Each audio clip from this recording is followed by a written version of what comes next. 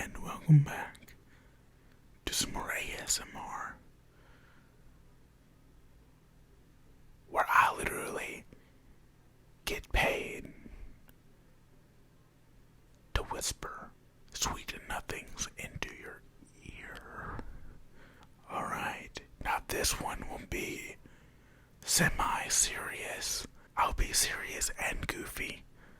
So people who are really watching this and thinking, oh, this is a real ASMR video, tread lightly. This is going to be focused around depression and anxiety relief. I suffer from both, or I have suffered from both. So I'm going to tell you guys things that maybe will encourage you. And maybe even help you sleep. Alright, today we will be focusing on anxiety and depression relief. Guys, I want to let you know that if you suffer with either of these, that everything is going to be okay. You will have your ups and downs. Life is like a roller coaster. You have moments that are really awesome and you're at the top of the game or top of the world, but you eventually will go back down. But the same thing is for the reverse. Just because you're at your lowest low does not mean that there is not another hill in your future. You just gotta wait. And if you wait long enough, I guarantee you it will get better. I know this from experience. You know, let's go back to the roller coaster analogy. The roller coaster is going up the hill for the very first time before the first drop. It goes very slowly and it trudges on. It's like clunk, clunk, clunk, clunk, clunk, right? Such is life as well. Sometimes it's really hard to come out of those pits. And we have to work really hard. But just know that I believe in you and that it is possible to come from the lowest low. I'm actually going to share one of my stories a little bit later on in the video. But I just want to let you guys know that everything is going to be alright. Just calm down, you know. I know that's something simple, but just try to take deep breaths and think about happy things. I know some of you may have clicked on this because the sound of whispering and random sounds up close to a mic helps you, and if it does, that's wonderful.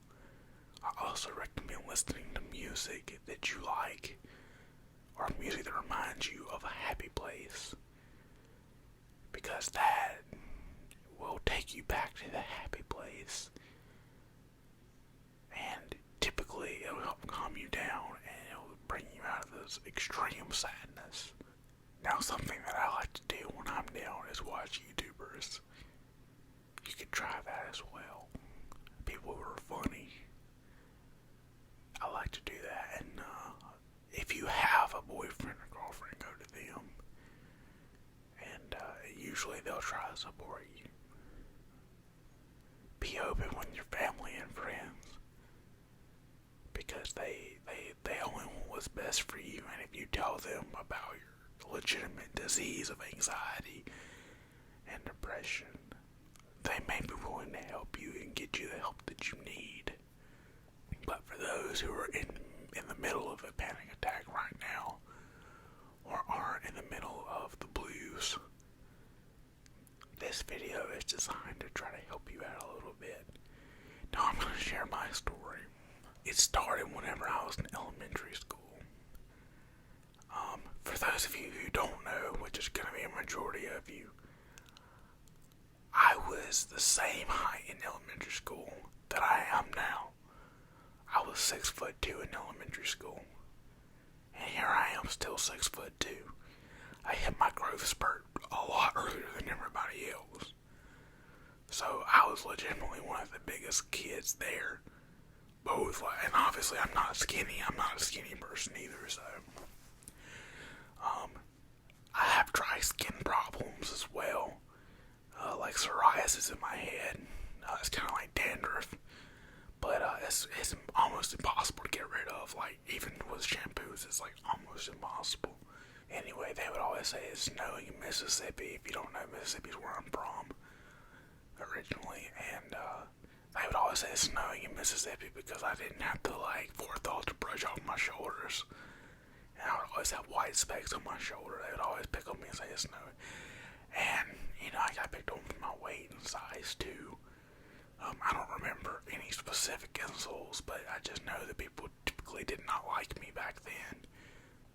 And I only had like one or two friends, which is okay. You know, I'm glad that I had them, don't get me wrong. And I still remember their names and faces. I'm actually still friends with one of them today. You know, I don't talk to him as much as I used to, but I still talk to him nonetheless. It didn't bother me as much when I was in elementary school, but around middle school when my hormones really started kicking in, you know, around the time I started becoming interested in girls, right? And, you know, people still didn't like me, so, like guys, girls, whatever, like, nobody liked me, or so I thought, anyway. They made it seem like no one liked me. I was picked on and things like that. And I started becoming depressed. And eventually even suicidal.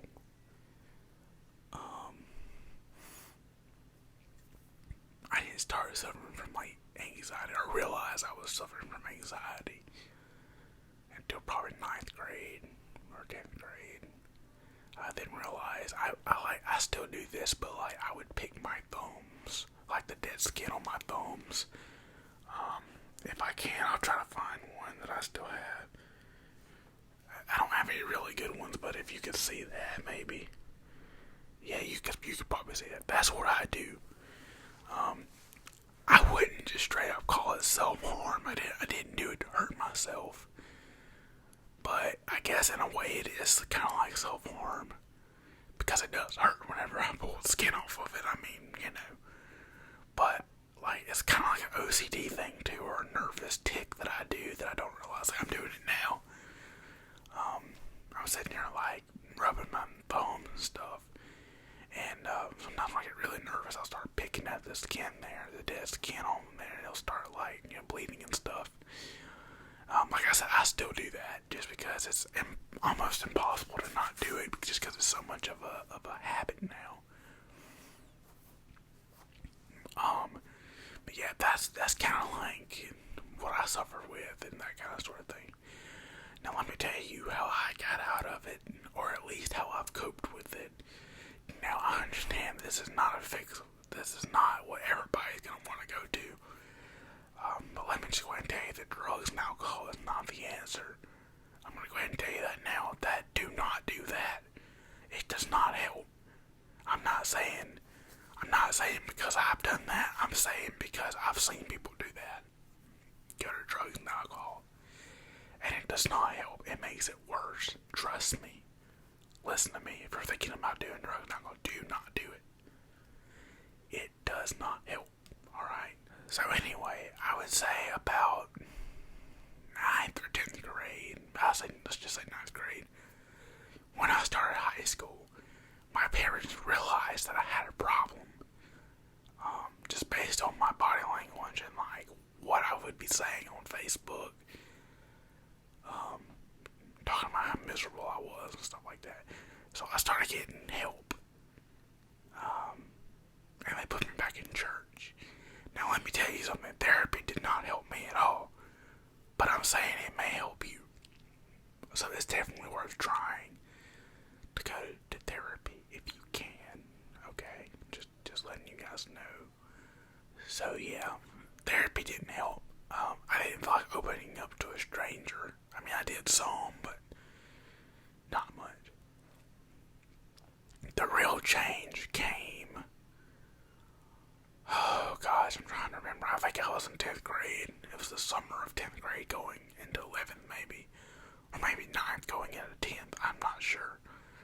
I just know a general time frame. I don't know the exact day either. I was on a youth camp.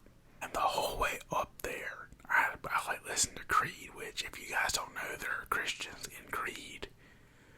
And sometimes it comes through in the lyrics, sometimes it really doesn't. But there was a couple songs that were very religion based, I guess you would say, or like Christian based. Anyway, I was at a Christian youth camp, and one of the last nights we were there, our youth pastor John took us down to the beach where it was. It was at nighttime.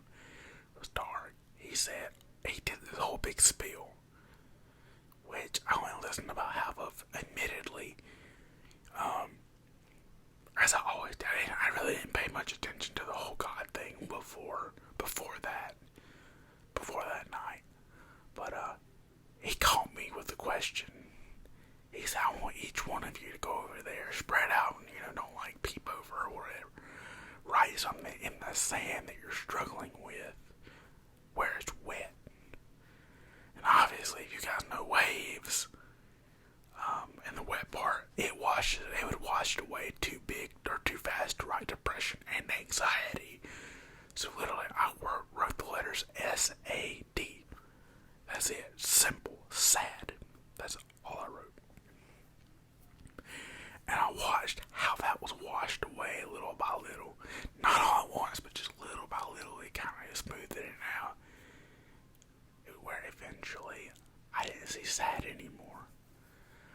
And he said that's a lot like what Jesus can do in our hearts.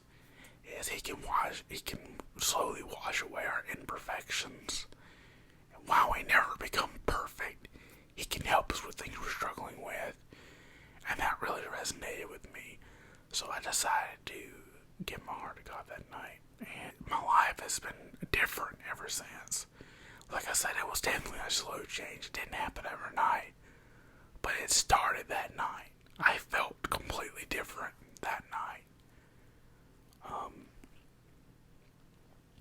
Like I said, not to say I still don't have my lows. Not to say I still don't struggle with depression, anxiety, even sometimes suicidal thoughts. Like I said, I'm good now. Don't worry about me. But not to say I've never, since then I have struggled with all three of those things at some point or another.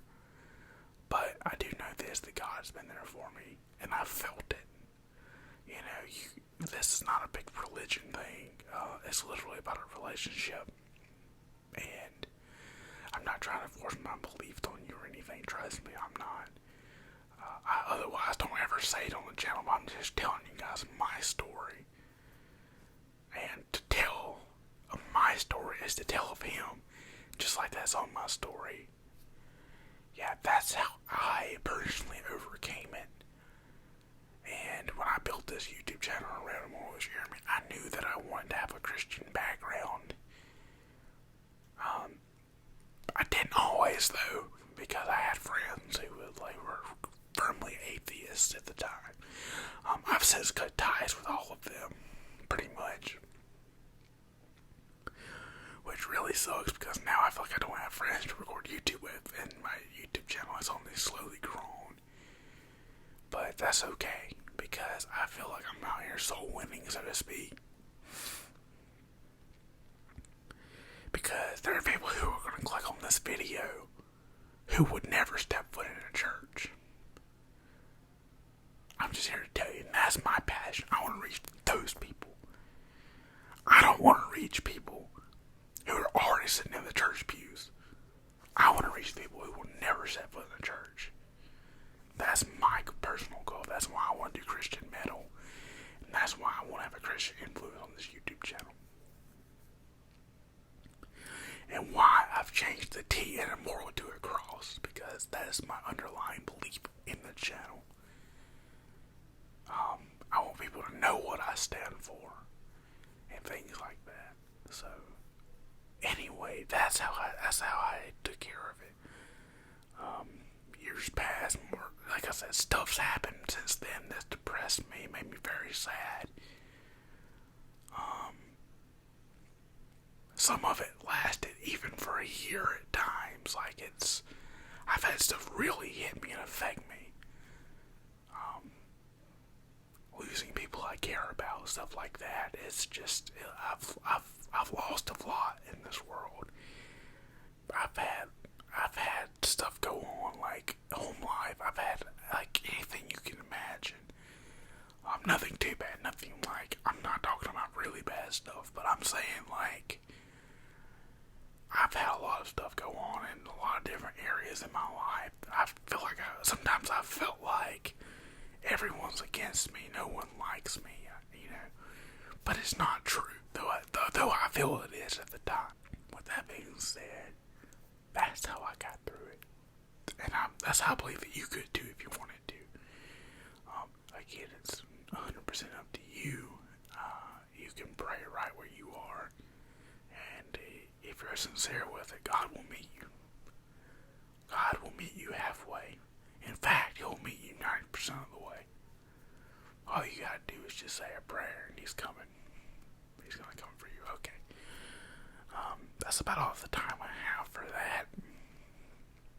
Like I said, just know this life is not perfect, but it's the only one we've got, so we've got to make it the best that we can. I just want to let you guys know, like I said, I'm here for you. I've said it before that I'm here for you. If anything's going on, you know, be sure to comment, and obviously I'll do what I can. This was a lot more serious than I thought it was going to be. I was going to like crack jokes the whole time, but I don't know, my heart changed mid like recording this. Anyway, guys, I love you guys. Every single one of you that clicked this video, I love you guys. Please don't hesitate. Do not hesitate at all to contact me if you feel like you can.